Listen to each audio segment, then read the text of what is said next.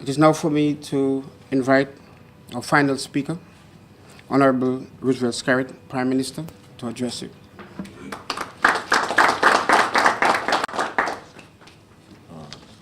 Good morning, everybody. Good morning to the Honourable Miriam Blanchard, our Minister for Public Works and Ports, my cabinet colleagues who are present, or Their Excellency Ambassador Lee of the People's Republic of China, Mr. Wang from the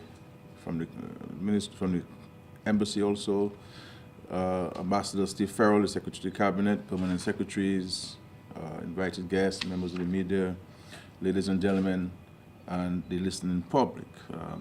As you recognize, I was on a marathon engagement of the public last night, over 4 hours of engagement. At 9 o'clock this morning, I met with Mr. Conibert and board members and staff of Windfresh to talk about the banana industry and the future of the industry, and Windfresh having a banana farm in Dominica and looking at the regional market. At 11, I'm here now at 10 a.m. speaking to the public. 11:30, I will be meeting with the hoteliers and restaurateurs in Dominica to speak about the massive injection of funds into the tourism industry, both for marketing and for improvement of the tourism plans. So I am very happy to be here this morning and to express our gratitude to the government and people of the People's Republic of China. But first, I want to publicly, Your Excellency, as I've done privately, to extend our condolences on the deaths as a result of the recent flood. China, like Dominica, is a very vulnerable country, and you are subjected to a wide range of natural disasters. And the death of over 150 people was rather unfortunate, and we want to publicly, on behalf of the government and people of Dominica, express our condolences to the family and to the government and people of China.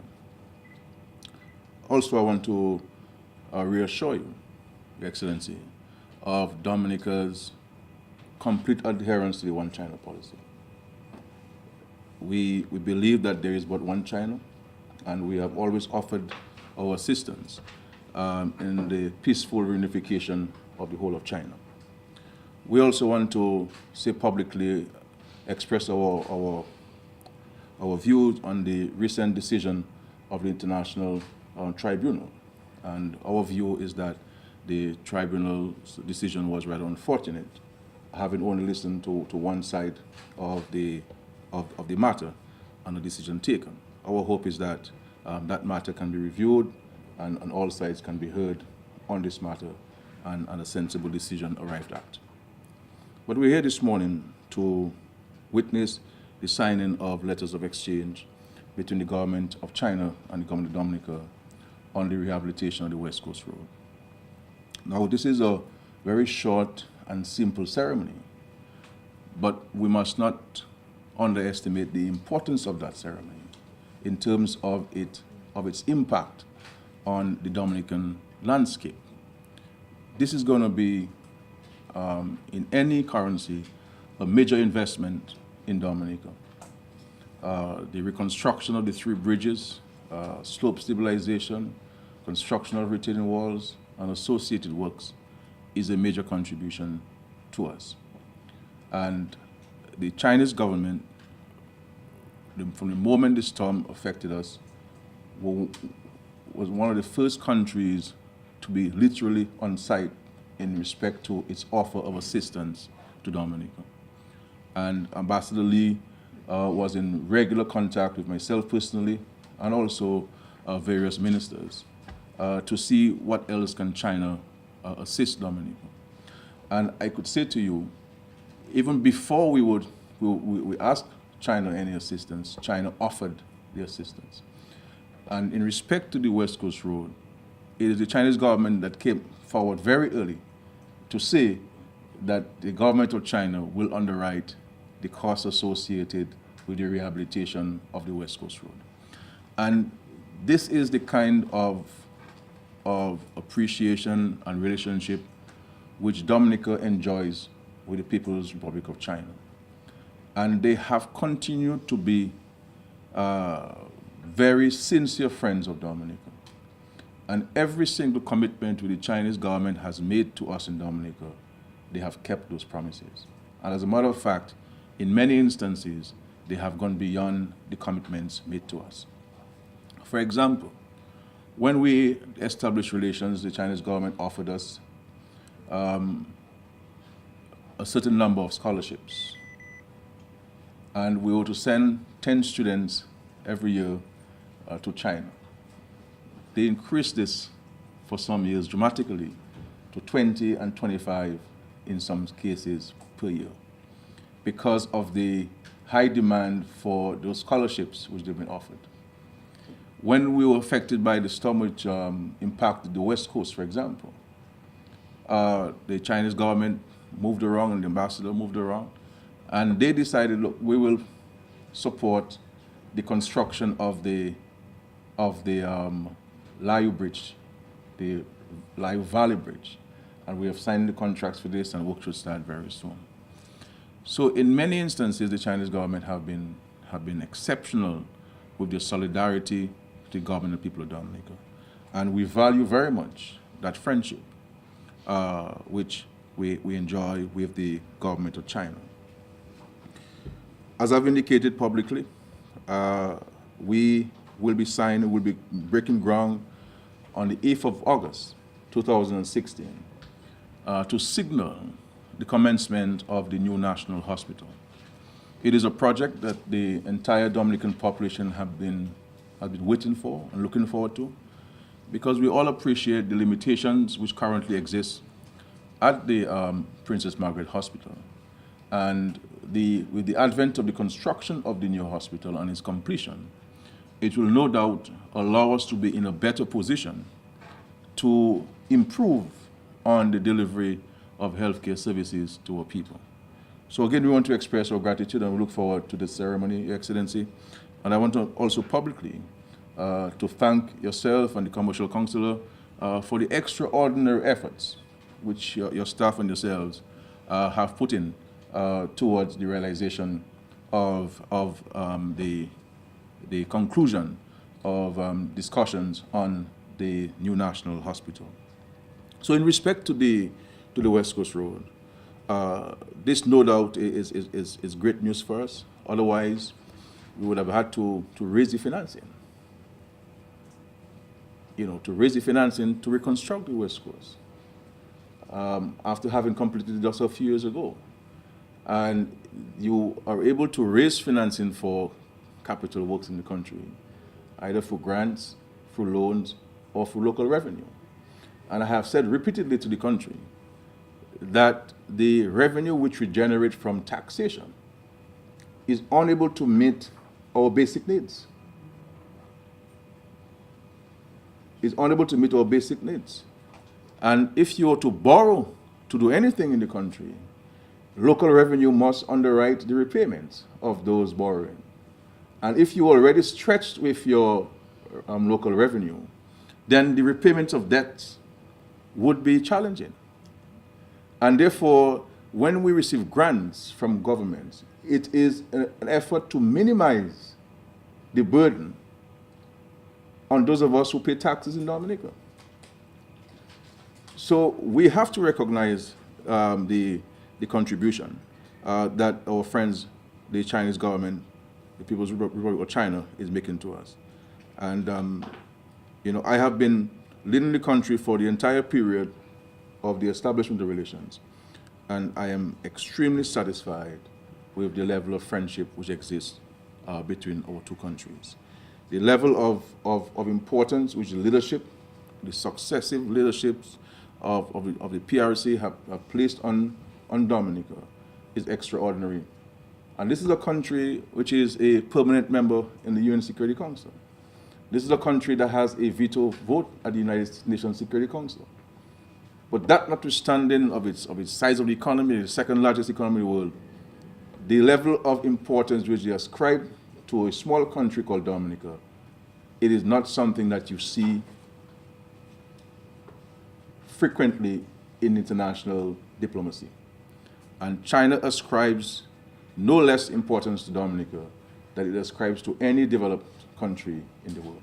And we want to thank you, Excellency, your government, publicly for that level of support. So when we have, as a country, friends like China who are standing with us, we have to reciprocate that level of friendship to them. And this is why this government will always stand in solidarity with the government and people of the People's Republic of China on matters which affect its national interests and its national security. Because we are friends. And we cannot shy away from speaking publicly about our own commitment to the relationship which exists between our two countries. And a relationship between two countries is no different from a relationship between two people. If you have a friend, you should be able to count on that friend, and that friend must be able to count on you. Otherwise, it's not a friendship. It's not a relationship.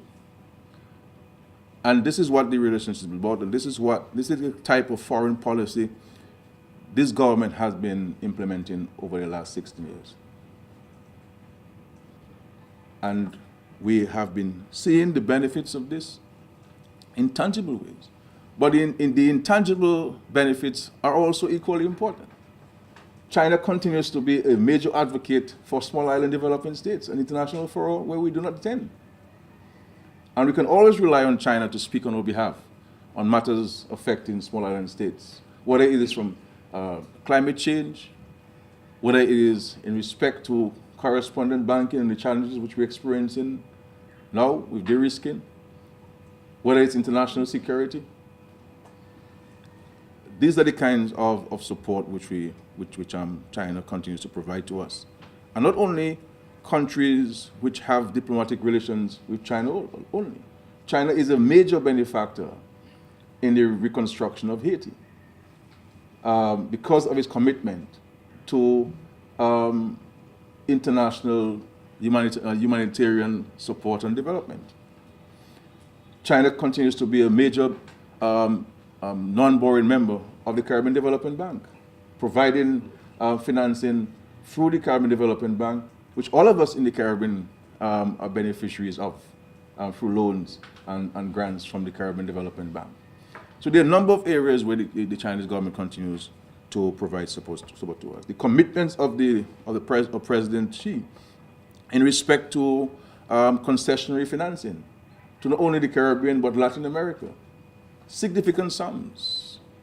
There are not many countries, developed countries in the world, that have placed before the developing world the vastness of resources at concessional terms to aid in addressing poverty issues, addressing development issues, addressing financial and economic issues confronting our countries on a regular basis. So when you look at the bilateral relations which exist between China and Dominica, it is extraordinary. And when you examine China's commitment to international development, it is beyond comprehension.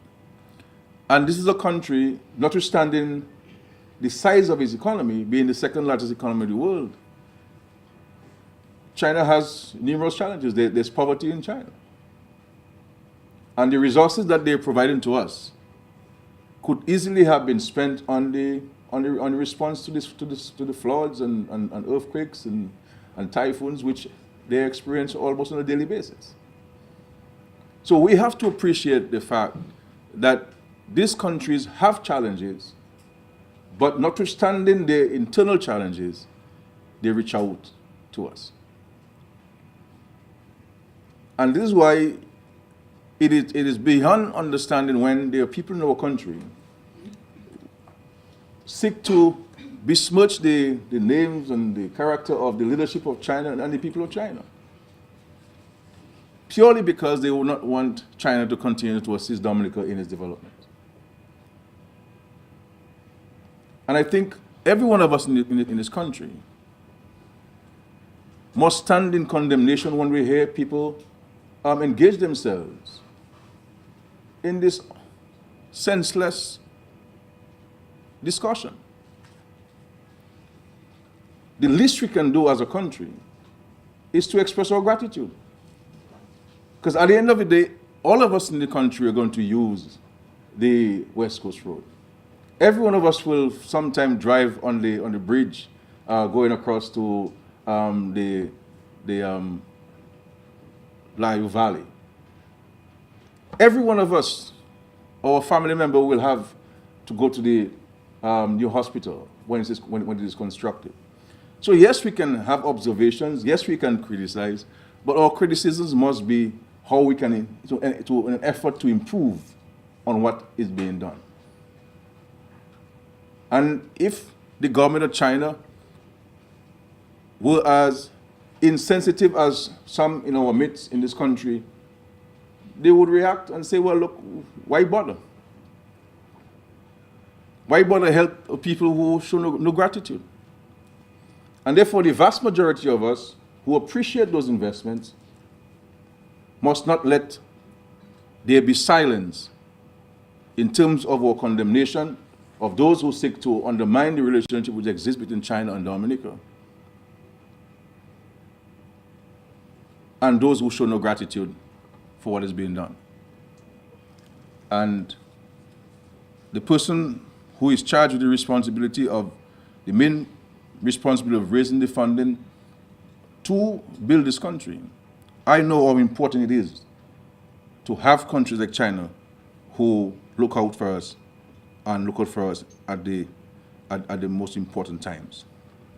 And after Tropical Storm Erika, certainly it was a period where real friends of Dominica showed up and decided to assist our country. And had it not been for that level of support and solidarity which we received from our friends, like the Chinese government, we would not have been able to bounce back and to respond in the manner which we have been able to respond. And for a small country like ours, with limited human resources, limited capacity within the public and private sectors, and very limited resources, there's no way we could have done this on our own, notwithstanding our best efforts, notwithstanding our resilience. And people are certainly amazed at what we have been able to do post-Erika, a small country like ours, a country which economy was devastated. 98% of our country's GDP got washed away by water. And it's extraordinary. So we look forward, Your Excellency, to the commencement of the rehabilitation. We appreciate the depth of the capacity and the knowledge and the skills and the talent of the Chinese engineers.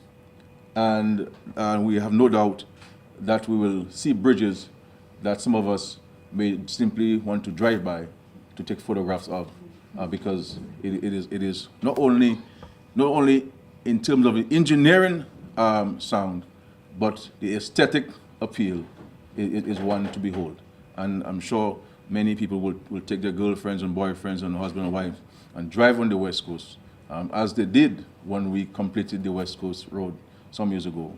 We'll do the same after those have been completed. So again, on behalf of the government and the people of Dominica, Excellency, rest assured of this government's unwavering commitment to this relationship, an unwavering commitment to the One China policy, and our assistance, if needed, towards the peaceful reunification of the whole of China. Please convey to the leadership of China and to the people of China our profound gratitude, and to indicate to them that they have a friend, a true friend, in the Commonwealth of Dominica. Thank you. May God bless our two countries. May God bless our efforts. And may God bless Dominica and China. And Excellency, thank you for today.